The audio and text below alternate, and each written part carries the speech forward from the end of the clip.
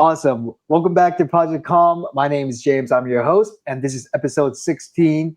And we have a super cool guest on the show today, Lucas. My man, how you doing? I'm great, James. How are you? I'm doing fantastic.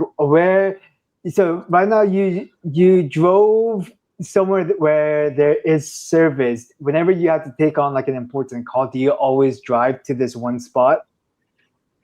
So not necessarily. I'm in the car so much for work, that it's literally it's wherever that I can be. Um, when I'm at home, sometimes if the wife's around, the kids are around or something like that, just getting out of the house and not being in the bedroom too. And you know what? I've got Cox and their Wi-Fi doesn't even touch my upstairs. So I have to be downstairs. So actually just leaving the house and going somewhere, surprisingly, I get better service anyway. So, which is sad. Yeah, you have to invest in. So there's like, I think it's called the Google Nest Wi-Fi that like extends Yeah, it. I have one of those, and it's a complete game changer. I know. I keep meaning to do that, and we like changed our internet provider, and I keep meaning to do that, and I just haven't. It's been one of those things that you just, thankfully without Wi-Fi, it'll somewhat work when I'm, at home. So anyway, that is something I got to look into though. I'll do that after this. Cool, cool. Well, you mentioned work. Can you give the audience a bit of a background on like who you are and what you do, please? Yeah, absolutely. So I'm in general contracting right now. I'm in project management, project coordination, actually wear many hats. We're a smaller general contractor, and like I said, we do everything pretty much. So I've been doing that for about the last 6 years. Before that, I was in sales. Before that, I was actually a subcontractor. So similar to general contracting, I was actually in commercial floor covering before that. So I know the industry a little bit. I had a few years where I was out of it. I actually work for a company who does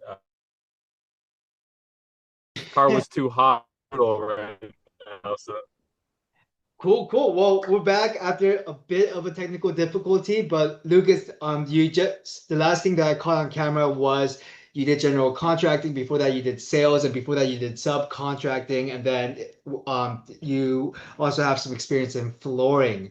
And after that, I kind of get got a little funky. gotcha. Yeah, that's like I said, that's for the past 6 years. That's what I've been doing, general contracting. Um, I didn't have a lot of experience when I got into this industry. I was lucky that a really good friend of mine actually got me or took me on as a project manager and kind of let me work up the ranks. And so, this is where I'm at and where I've been. And it's not an easy industry to be in, So, but here I am. So What? Why would what's one of the hardest things about it, would you say? I'm sure there's a lot. There's plenty, right? yeah, But yeah, it's a I've realized being in general contracting, and I'm sure a lot of people in this industry would relate to this, that I think I think I've struggled um with, I guess, undiagnosed probably OCD for most of my life. And being a general contractor, you realize how imperfect things are and how imperfect building really is. Sometimes you have to fit. Um, I don't want to say it like that. I don't want people to get the wrong impression about, building, but sometimes you got to fit a square peg into a round hole type of situation, and that's just how it is. And for somebody like me, who's, everything needs to kind of be perfectly lined up, it's difficult. It is a really cool thing to see, one of your projects get started and started and finished from something to, or nothing to something, I should say. That's a really cool part of this business. But the in between can make it very difficult, I should say, to put it simply. So it's like running a marathon. In the beginning, everyone's cheering for you. At the end, everyone's cheering for you. But that middle, when no one's looking and you're just by yourself and you yeah, got 6 miles yeah, to run and your legs cramping, uh, that's super that's cool. very yeah, that's very true. That's a way to it's a really cool way to explain it. That is kind of like it is, you know, and like you said, legs cramping, dehydration, whatever it is in the middle, man, that's you're dealing with it, you know, and then you get that last little kick, you know, and everybody's screaming your name and but everybody wants it done too, you know. So let's finish, let's get this thing done. And you know, dealing with cities and municipalities and um inspections and man, it's like I said, they certainly know how to tie things up, you know, and make things last longer as well too, you know. So that's also a big part of this, man. You know, governments have or municipalities, cities have, you know, their employees work usually like 4 days a week now. You can't even it's just been really hard, you know, the industry. It's kind of like I said, everything's general contracting, it's slow. Like I said, everything's it's really difficult to build stuff on time, and it's just, you know, a lot of this stuff has made it even harder. So anyway, Yeah, I can. There's a lot of red tape and a lot of things, and can yeah, definitely make things much more difficult. I yeah. want to touch base on, so you mentioned like just kind of having like OCD tendencies. Would you say that's kind of like how your mental health journey started, or like how did your mental health journey start? You know, that's a really good question. I gotta say, like I said, this may go longer than, like I said, my mental health journey probably started back when I was 16 years old.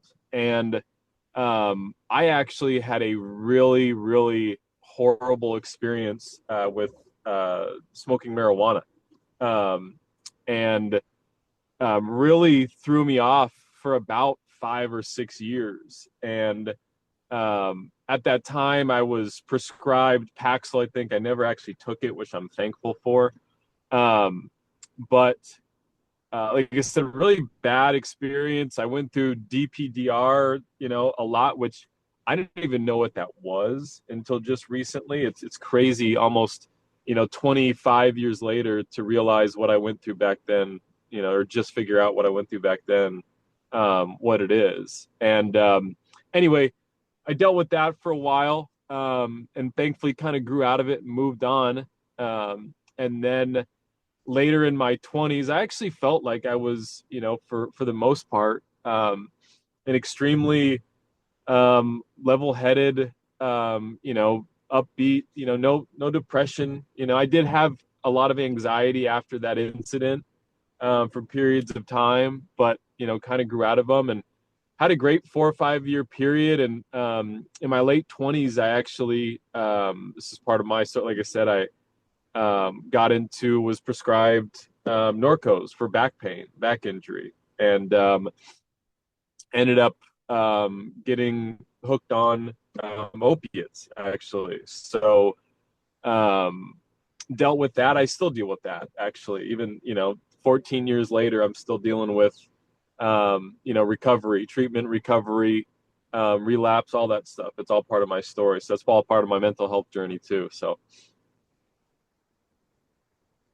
It has definitely the opiates is a tough one. It's one of it affects so many people out there, and then yeah, just like it's not just the opiates itself, but then it's the things you mentioned, like the withdrawals and trying to quit and all that just makes it takes a toll on your mental health.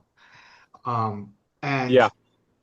right now, would you say that that's kind of like what is it a combination of the opiates plus the stress from work that's kind of put a strain on your mental health today, or is there like another piece of the puzzle?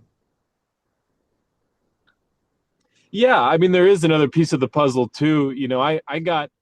I was extremely lucky to get into treatment early on. I had a couple relapses, a couple long stints of sobriety.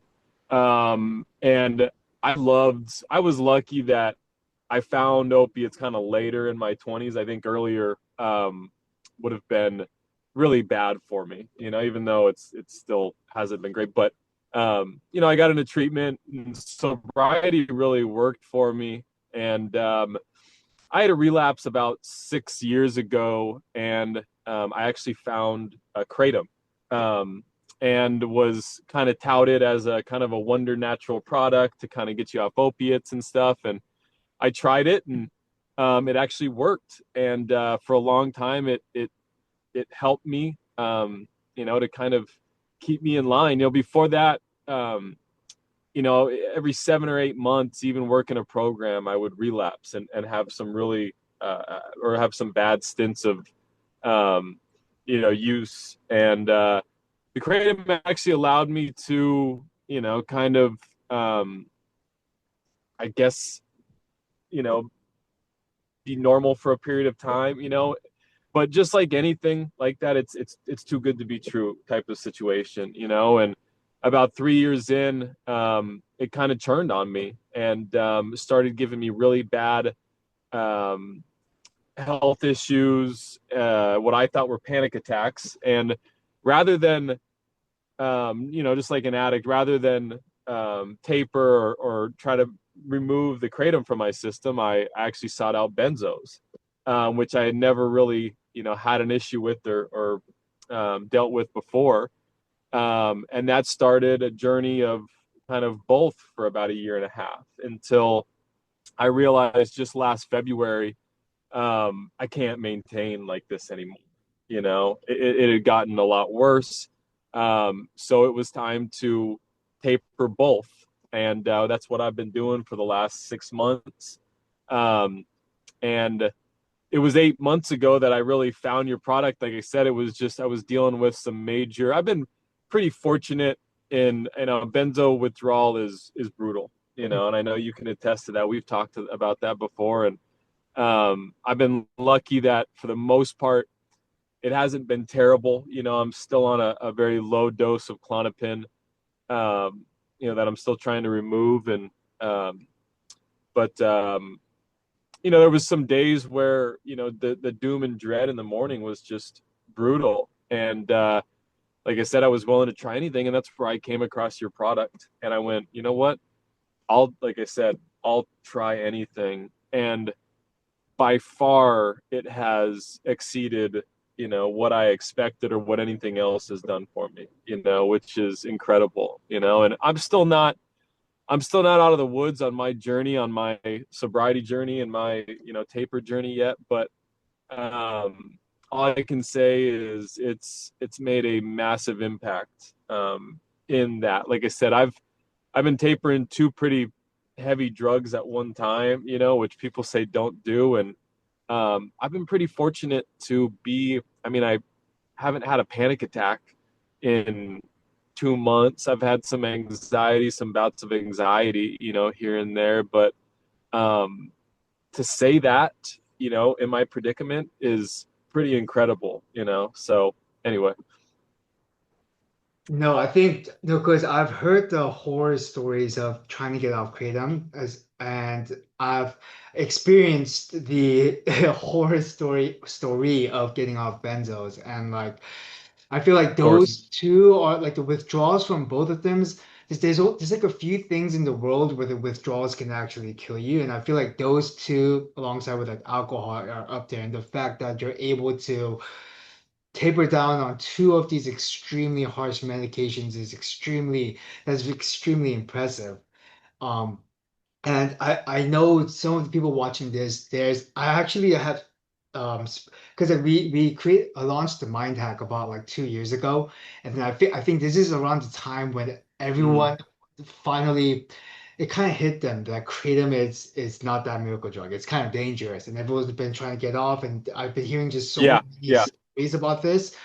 Um, so I know some of the people watching this, they might be in the exact same boat. I know there's definitely a lot of customers trying to get off of Benzos, and I know there's a lot of people trying to get off Kratom. What are some of the things that you did to help with your taper that others may give a try themselves? I've like I said, I'm actually planning on, and um I haven't fully uh I don't want to say approved or decided on it yet too. Like I said, it's Suboxone is something that a lot of people use, and I've been in that boat before too with Suboxone withdrawal, and it's just as brutal. I know a lot of people that have experienced that, and there's a new shot called Sublocade that's supposed to allow you to taper off the Suboxone medication. I know for a lot of people, as and myself included, I had a really hard time without treatment or something else to get off this stuff, and that's just life for some of us. I mean, I know a lot of people that have tapered drugs and never touched them again, and I can't say that that's my story, and I know a lot of people, are similar, to me, but um, I think, like I said, I think one of the biggest things, for me too is, having a plan for one. That writing something down on paper and having a plan is like number one. Like you have to, and there's chat GBT now that'll literally write everything up for you now too. I mean, you can put in there exactly what you're on, exactly when you want to be off, and it'll write something up for you. But having a plan and a course of action is number one. That allows you, just like work and everything else. If I write something down and I, you know, do it and I make a check mark next to it, it relieves some of that anxiety there. But that number one, um, I have really struggled with. I was a guy that played, soccer, 2 days a week, 3 days a week, did CrossFit for a long period of time. That's actually where I got the injury. But the last 6 years with Kratom, I've realized that all that stuff's been stripped from me as well too. My working out, my program, and just trying to do small things that I used to do. Anything that you can be proud of, or that you can say, like, just like tapering. If I took just a little bit less, if that's your plan or that's your course of action, if as long as you're taking less than yesterday, I think that's a win. Or even if you've got to, like with benzos too, if you've got to hold for a little while, fine, but just don't take, like I said, just try to take the same or less than yesterday, and it's a win in my book. So I wouldn't, I don't want to recommend doing this stuff on your own. If you have the ability to go to treatment, I know benzos is really difficult also. I know the tapering takes a lot longer, and I don't know how treatment works with benzos nowadays too, but with kratom, if you've got the ability to go to treatment, um I would always, recommend it, if you've got that time. A lot of people don't, and if you don't, you've got to put together a plan, course of action, and have, like have products like yours on hand, stuff that works, which anybody, like I said, I've got a lot of people, and, um, you know, uh, I'll, get on the Reddit websites and stuff, and, try to, discuss stuff with people and talk with people. It's nice to have a group. I'm in a Kratom, um, AA or NA meeting as well too. And, like I said, I've recommended your product to everybody, for that. So Thank you for that. Yeah, I really love those. Having a yeah, of course. plan. If you don't have a plan, you can go in blindly and you don't know if you're making progress or not. And then just seeing the incremental progress can keep you Yeah. motivated to stay on track. And in the in betweens, that second point you did of just counting the small wins, because when you don't count the small wins, your our minds just is so accustomed to looking for what's wrong in life. And then it's like when you keep seeing Yeah. only what's Yeah. going wrong, it can be so demotivating, and very hard to stick with the plan. So I really love those two, and definitely finding support and finding someone that can help you. Just even a community of someone who's been there and just kind of bounce off ideas. Those are three very strong points. Um, I Yeah. when it comes to like things like anxiety or just like anything in our mental health, like the symptoms show up differently for different people. For you earlier, you mentioned like having morning Hmm. dread, that morning anxiety. I know exactly what you're talking about. It's Yeah. it's tough physiologically. It's just because our cortisol levels are highest at that point. But then it for us who have morning anxiety, like Yeah. you know exactly what I'm talking about. What are some of the other ways the symptoms Yep. showed up for you? You know what? It's funny. That was a lot of how it showed up originally. And I'm one of those people, and that's probably why I've struggled with addiction too. But um, when issues arise, I need and this is something that I'm going to have to learn through this whole process, and a lot of us are too. But when symptoms arise for me, it's like, okay, how do I get rid of it immediately? And um, that's what I want to do. That was one of the worst ways. It was that morning, like you wake up and it's just like, I do not want to get out of bed. I do not want to do anything.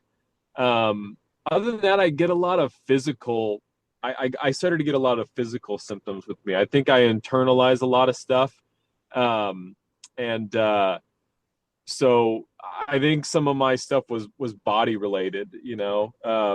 Jittery, kind of heart palpitation stuff too. Thankfully, I didn't have, which it was surprising.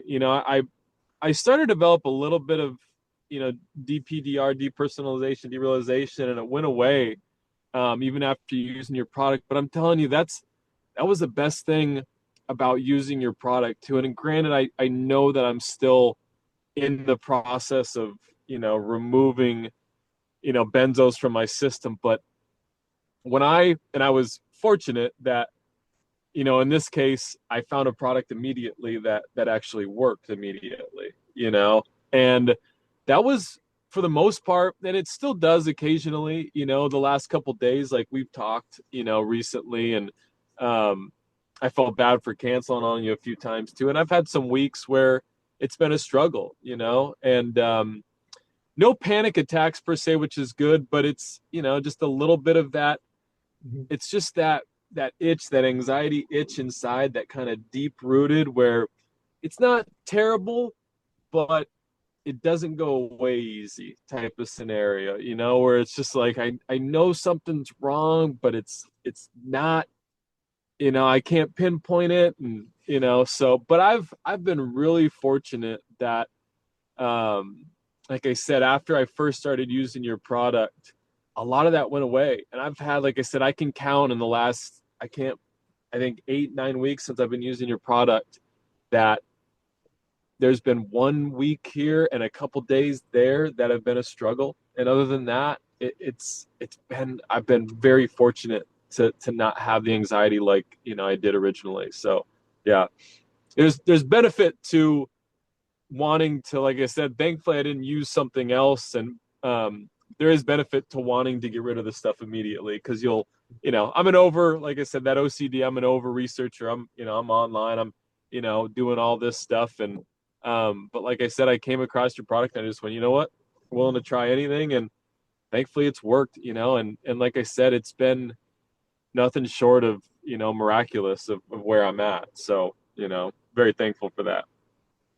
Yeah, it's stories like this that make me because I'm sure you know like running a business is not easy, and there is stories like this that No. definitely fuel me to do what I do, right? I'm just trying to do my Yeah. best to help others out there. And I completely hear you with like just like having a little bit of anxiety. And I just think it's just how our brains are wired. Just some of us are just kind Yeah. of like wired that way. Yeah. That's me. Yeah. It's like everyone starts in a different place in the spectrum. Some people could are just live their whole life from the Yeah.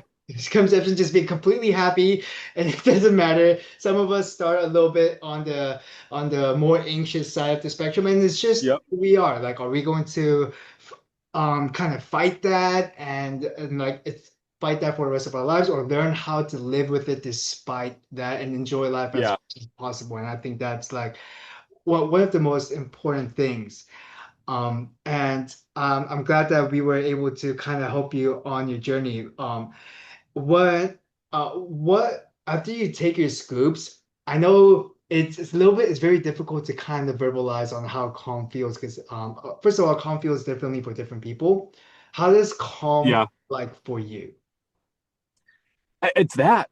I mean, it's crazy. You know, I tried to explain it to people. Like I said, I went on and I was just so amazed at where I was. And I've tried CBD products and I've tried, and thankfully, maybe I'm really fortunate, too. And I think I am that, I've been through some brutal withdrawals and Mhm. taper, and stuff. And granted, I'm not there on the end of my benzo taper, and I know how bad that can be, but my body kicks back. I must have some decent genes, and my body kicks back pretty quickly. And thankfully, I haven't dealt with anxiety my entire life like I know a lot of people have, and I'm very, grateful for that. And maybe my peak is not, someone else's peak, but it's like I said, I remember those mornings, of waking up like that, after like two or three, and it's like, I can't do this. I cannot, like, I just can't function. Like I said, I have a job that is extremely, uh, fast paced and anxiety ridden too, which, that's part of the business. It's part of the industry. That's part of my issues too. But there's just this, like I said, after like 3 days, people, I had mentioned this product to so many people, and that was a question that everybody asked. Okay, so how do you feel? And I just said, honestly, I go, this is going to sound cliche, but I just feel calm. I mean, I really do. That morning dread, I remember waking up on like the third day and just going, excuse my language, holy shit. Like, I don't feel like that anymore. And I hadn't taken anything else. I hadn't done anything else. And probably a bad idea, but um, I was in the process, like I said, of tapering, the benzos too. And I was on a pretty low dose at the time, less than a half milligram of Klonopin. And I sped it up, probably a bad idea, but it made me feel to the point where I was like, I can do this, and almost one of the worst, like I said, and this is where another thing that I always recommend everybody to anybody, watching this too is, um, you still, depending on where you're at, you still got to take things slow. Mhm. And I remember even like with your central nervous system, if and you know how that is too, dealing with that thing. It is finicky, and it can I guess flick off, like a match at anything, And I had a lot of people tell me working out kind of offsets them, and I had felt, I've heard some people say this on your comment section too, but I had quit nicotine, caffeine, everything during this process as well too. Anything that could or would give me anxiety, I was like, I'm done with it. I'm not doing it. Anybody that's dealt with anxiety knows how bad it is and doesn't want to deal with it. So I remember I had just felt so good, and I was like, me and my wife were taking some long walks, and I was like, I'm gonna have coffee today, you know.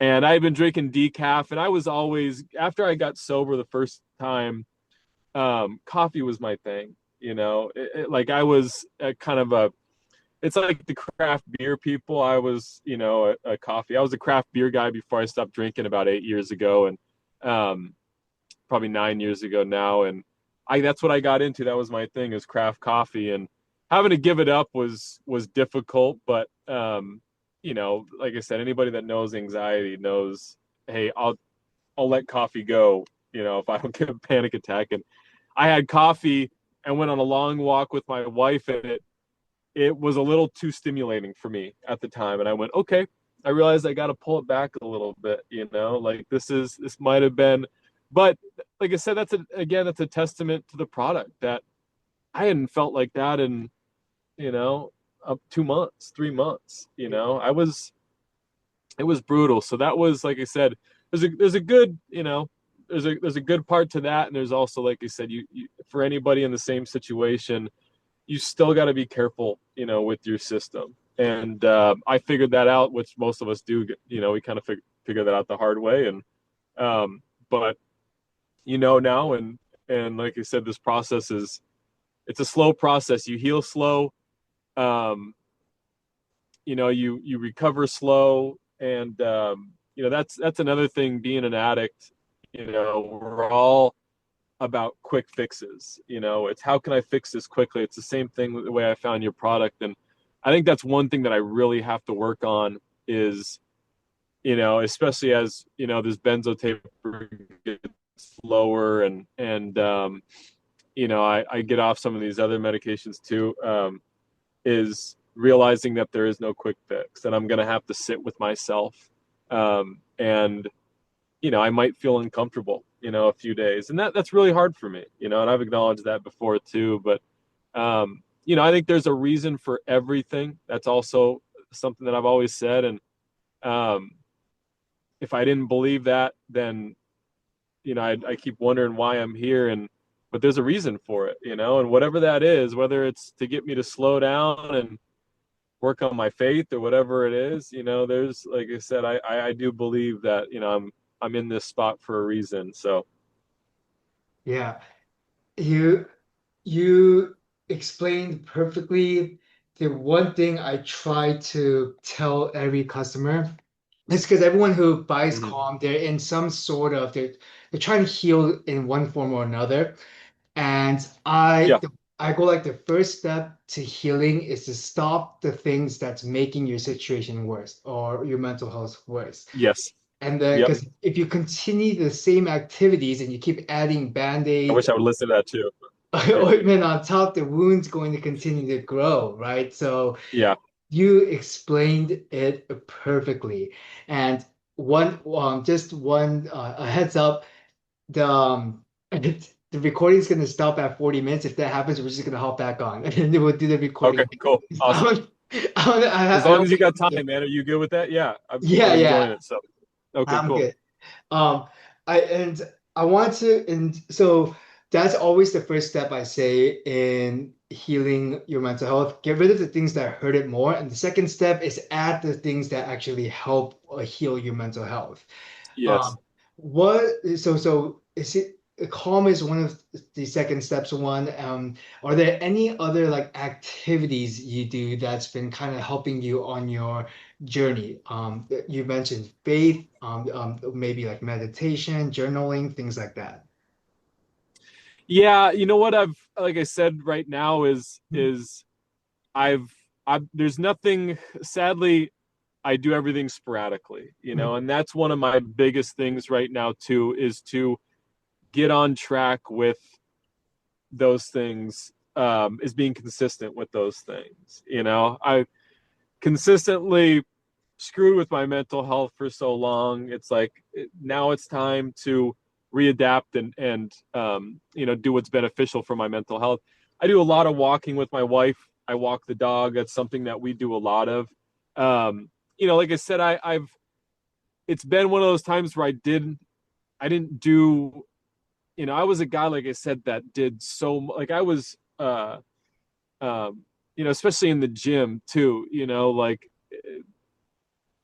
I was basketball 6 days a week, you know, the gym for an hour. Like if I did, it was the same thing with my AA as well too. With my treatment, is like if I didn't do 7 days a week all the time, like I said, I wasn't, it wasn't working for me. You know, like I had to be doing it every single day, or I had to be doing stuff. I was either all in 110%, or I didn't want to do it. And that's been something that I've had to work on as well too.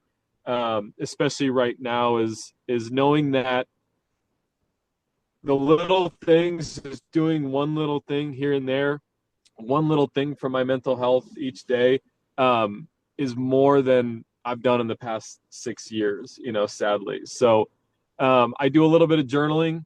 Prayer has been, a massive,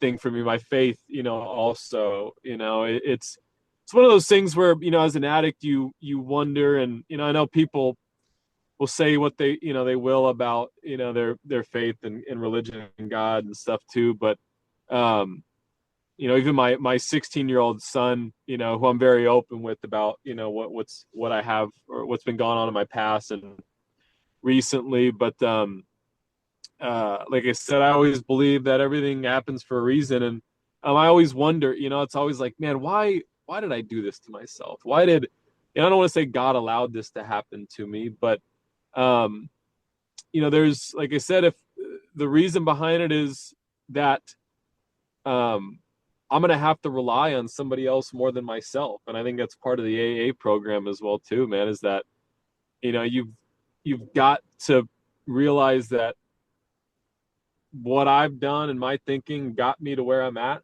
So allowing somebody else and realizing that something else might have to get me through this process, is gonna have to, is gonna be one of those things, So faith, like I said, a lot of walking, right now it seems like I want to pull the trigger on starting to physically work out. I'm a little fearful after, the couple of bouts that I've had, that have thrown my CNS out of whack.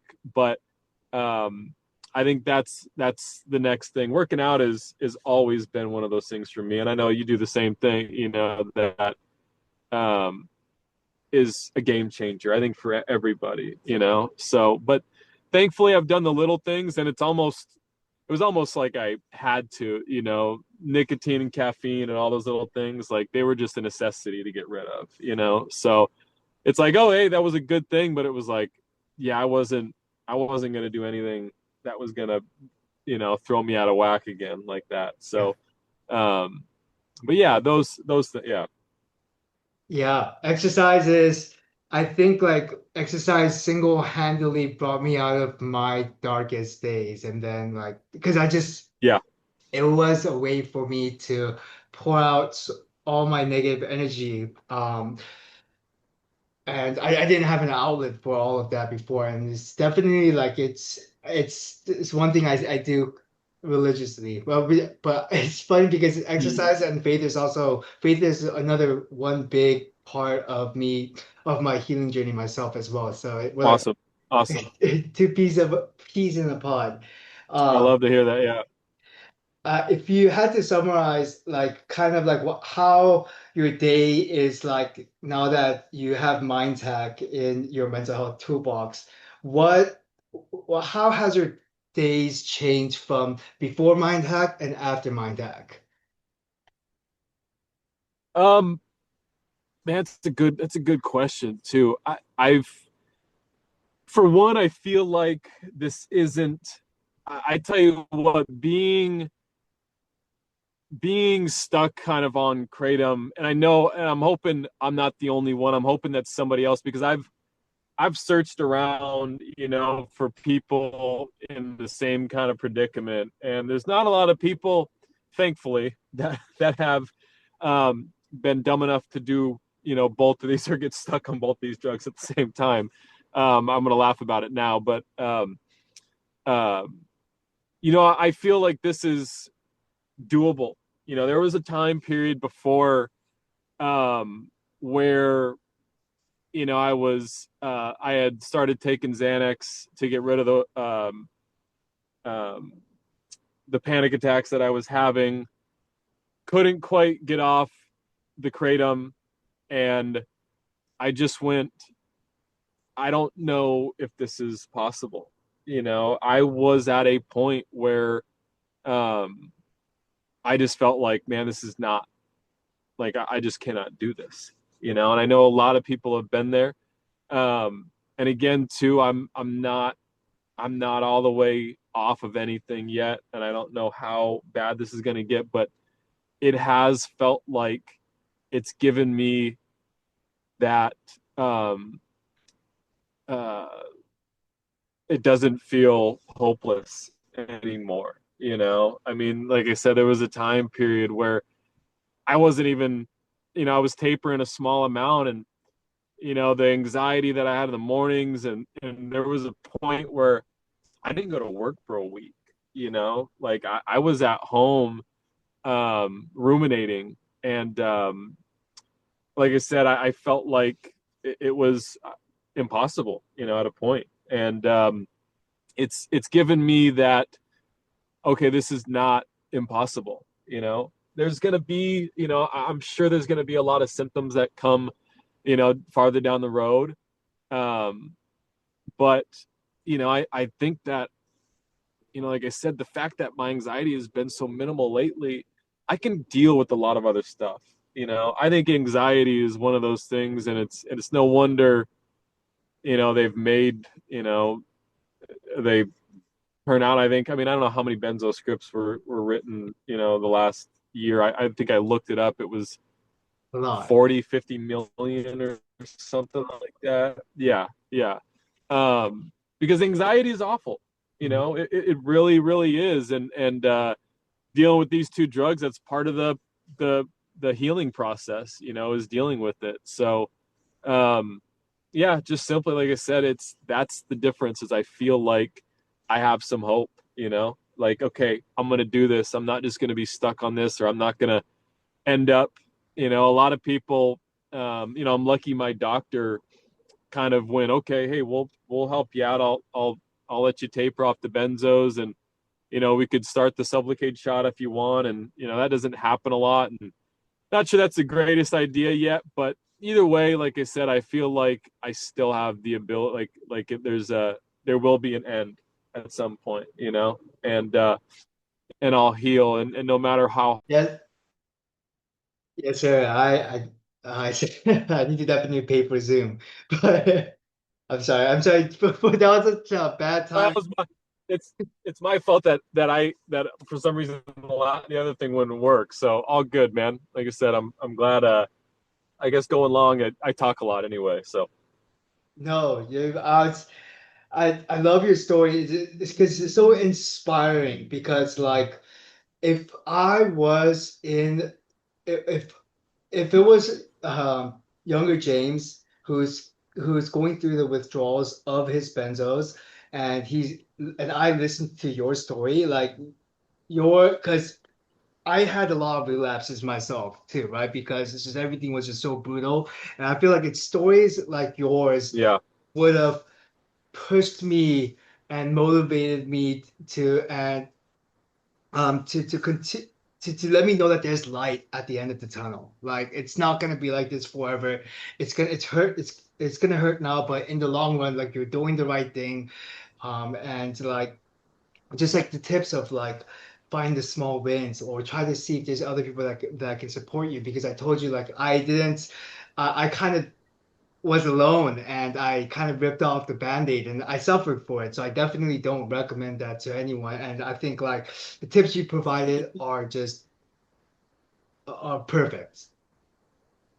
yeah. I mean, I need to take those tips and do them myself sometimes, Yeah. too. But um, that's the thing is, and I do this a lot too. And I'm, like I said, I'm preaching the like, you know, you have to, in recovery at all, whether it's benzos, especially benzos, because it's not a linear, we know as much research as I've done on it, and granted, I'm not healed, and I'm not even in at the end of the taper process, as well too, and things could get way worse. And I have to accept that and acknowledge that, too. And you've been there, and your story, does the same for me, and I'm sure I'm going to be checking in with you a lot too, and just, asking for some, support from you too. And that's amazing. There's, there's so many, we've got so many, you go on social media, TikTok, whatever it is nowadays. And there's so many people selling you products, right? I mean, over and over and over again. And a lot of them are just people trying to get, make a buck, which I get, like, hey, it's tough out there right now, but to have somebody as yourself have a back and forth text message, trail with just a basic client like myself is incredible. And I think everybody, I've watched a lot of your podcast too. And I think that, a lot of people have said the same thing, like, that's incredible, man. You make a product, and I know, you've got to make money. That's part of it. But if that you want, and that's what I try to tell everybody about this product too. Like, anybody else that's going to text message you and tell you, and check up on you and ask how you feel, it's because you believe in the product and you know what it's like to go through mental health issues, and anxiety and stuff. And that's incredible, and, it's the same thing as like the group there, like if you're going through any of that stuff, AA, which I am, like I said, I've struggled to get back to my meetings. I do an online Kratom meeting that I've gotten into just because it's been a struggle to kind of get back. It's like once you go once, it's easy. But I had a home group in Newport. They meet at 6:30 every single morning that I just loved, and had gone to for years and keep meaning to go back to. And but I'm telling you right now, that is, if there is anything, or if you're in these situations, and I know you feel like crap most of the time, if you're tapering, if you're getting off drugs, there's nothing for me that worked better, is being in a room of people that have dealt with the same issues, and talking to other people that have dealt with the same things and realizing you're not alone, man. Sitting on the internet and,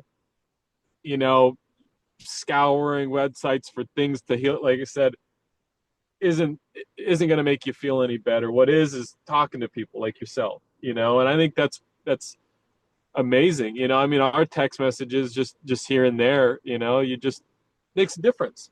Even one or two, you shoot out a text message to somebody, even, and you talk to somebody. But that's an amazing part of your business model. Like you said, it's you obviously really care about healing people. That's the most important thing. And like I said, I'll no matter where I'm at, like I said, your product will always I'll always have your product as a part of my daily repertoire, I guess you could say, or whatever. So yeah. Well, I'm excited to accompany you on your journey because I want to do a second podcast like 6 months from now, and then I'd love to. in that second one, we start off the podcast with you saying, "James, I did it," something cool like that.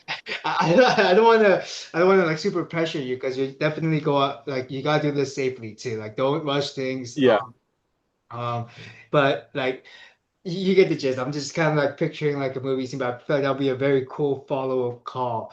Um, I would love to, man. I tell you what, to set it up, because that's another one of those things that I can put on my calendar and say, because I think as I'm going, right now, it's probably going to be, about, depending on how fast I want to go, like I said, your product has really helped with that, but it's probably going to be about 3 months until I think I'm off. So I would love to check in with you at 3 months and then 6 months, and like I said, I do hope, like, this is what this is all about. You created the product for people like me and yourself that have dealt with this, and you're talking to people like me, and I'm hoping that it's the same thing with going to those meetings. I hope that somebody can see this, that might be, I hope they didn't, do what I did from the first part, but if they have, I hope they, that we can get to that point and they can know that there's a way out. I know, like I said, these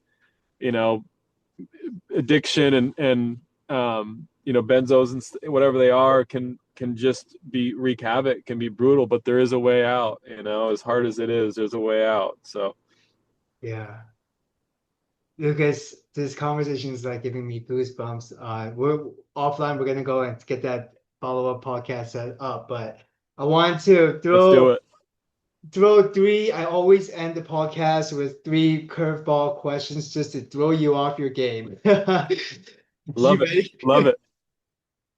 Cool, cool. Well, first one, I started easy. On your off time, weekends, nights, what do you like to do? What are your hobbies? You know what? That's I my biggest hobbies right now.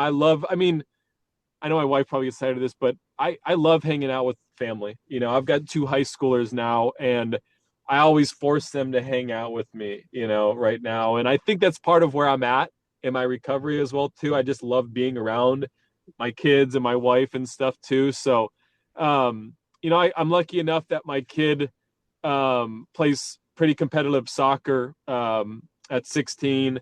He actually was gone for a while at an academy in Utah, and so watching him play is one of my most enjoyable things to do. And just getting out with my wife, we do a lot of long walks. We're lucky. We live down in I think you're in California too, but we're in Southern California and Laguna Niguel area. So we'll go down to Dana Point and maybe the Strands Cove or something and get coffee. I always get decaf now, which is fine for me. But we'll walk. We'll do 3, 4, or 5 miles down in the harbor, and that's really been one of my favorite things to do. Is just hang with her. And I'm realizing, you asking that question too, that I keep telling myself, like, I need, the next time we talk too, I'll need to have a couple more things that I've added to that list too. So Cool. Well, it's on the record now. So we'll see what yeah. a few more things get added. Um, did you, this is actually like not one of the questions I have. But I just wanted to follow up. So you mentioned you wanted to add gymming. Do you have anything else you have your eyes set on? You're like, I want to kind of bring this back into my life. Yeah, you know what? It's funny. My wife, she got the which I told her not to get, but she's actually used it quite a bit. It's finally paid off too. The Peloton that we have sitting in the garage, and it's one of those things that, like, I'm struggling to get the motivation sometimes. That's how being an addict is, and especially with what you're going through, and sometimes just doing anything is the last thing you want to do.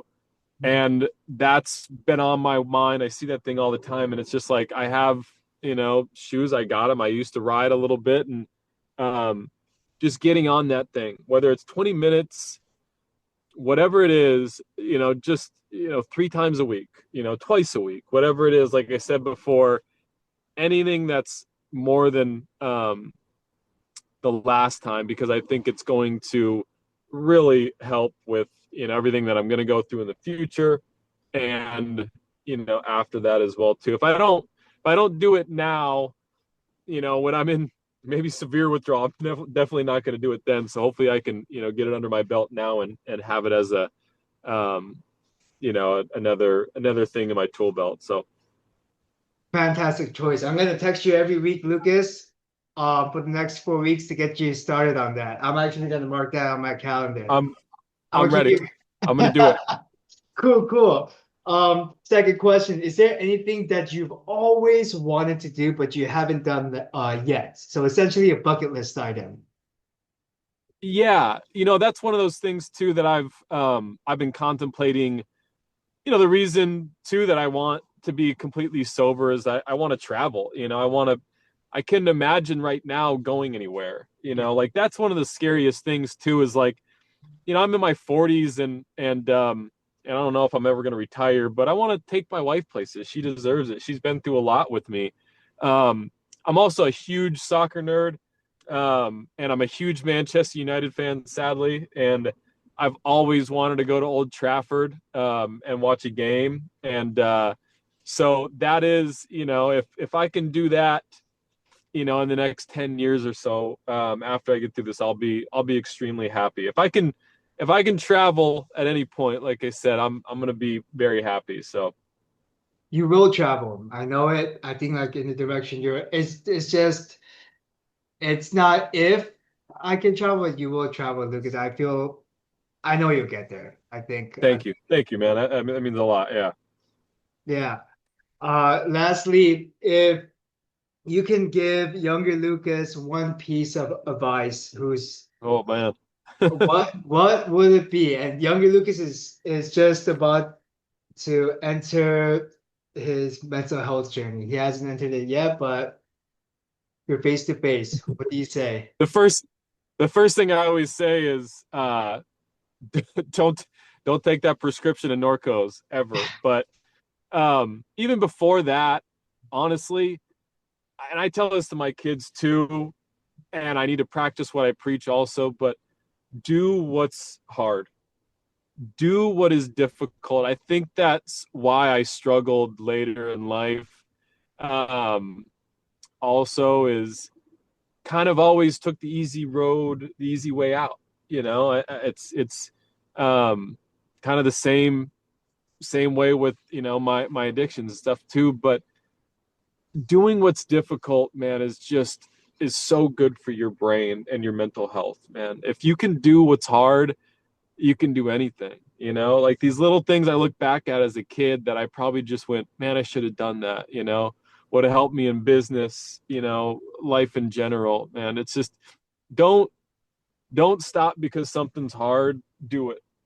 That's what I would have told myself for sure. So I love it. And it's changes always if you are if you have no uncomfortable or nothing hard in your life, then you're yes, staying yes. stagnant. So that's it's Same just thing. Yes, do what's uncomfortable. Do what makes you yeah. uncomfortable, man. That is it right there. Mhm. I We love it, don't grow. Lucas. Well, I truly, this was a very heartwarming story. Like I have goosebumps on my arm. And for anyone listening, if you guys have questions for Lucas, leave a comment down below. I'm gonna try to get some answers for you guys. And yeah, brother, I really appreciate you taking the time to hop on and share your story. It was amazing. Absolutely, man. I'm sorry it took so long, but I'm glad, like I said, everything happens for a reason. I'm glad it did. We did it when we did, and I would love to answer some questions and maybe somebody else that's in the same predicament as me. Like I said, being able to talk about it, that's a huge thing, with mental health and when you're dealing with something difficult. So Mhm. Yeah, definitely like find that support group, find a community, or just like even talk to your doctor. Just get some sort of help because yep, it's easier to face challenges when you have like brothers and sisters in arms next to you, right? So you kind of to face challenges as a group, and yep, it's couldn't agree more. Couldn't agree more. 100%. Cool. Well, thank you all for listening. I wish you all a healthy and happy day.